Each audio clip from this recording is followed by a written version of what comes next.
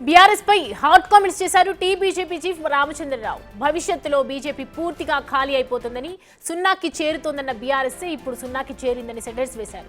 తెలంగాణ రాష్ట్రంలో బీజేపీ క్రమక్రమంగా పెరుగుతోందన్నారు. దానికి 2023లో జరిగిన ఎన్నికలే ఉదాహరణ అన్నారు. రేవంత్ రెడ్డి ఓఆర్ఆర్ పై గేట్ వే ఆఫ్ హైదరాబాద్ పెడుతున్నారని, గువ్వల బాలరాజు బీజేపీలోకి చేరటం ఖచ్చితంగా తెలంగాణలో బీజేపీ గేట్ వే అవుతోందన్నారు.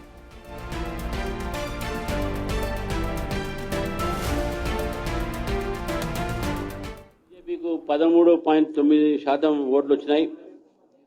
అదే మళ్ళీ 24లో జరిగినటువంటి ఒక పార్లమెంట్ ఎన్నికల్లో 36% పైగా ఓటు శాతం పెరిగి మేము 8 సీట్లు గెలుచుకున్నాం.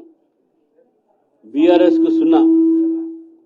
బీఆర్ఎస్ పార్టీ గతంలో భారతీయ జనతా పార్టీ మీద మమ్మల్ని ఎగదాలి చేసేది.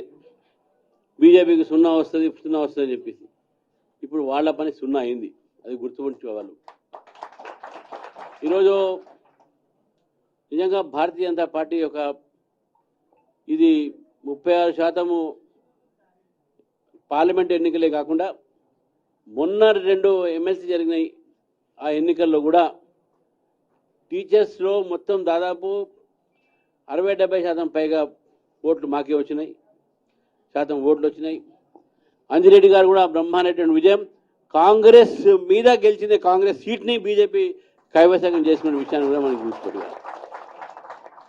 కాబట్టి భారతీయ జనతా పార్టీ తెలంగాణలో పెరుగుతూ పోతా ఉన్నది అనే విషయానికి ఇది నిదర్శన.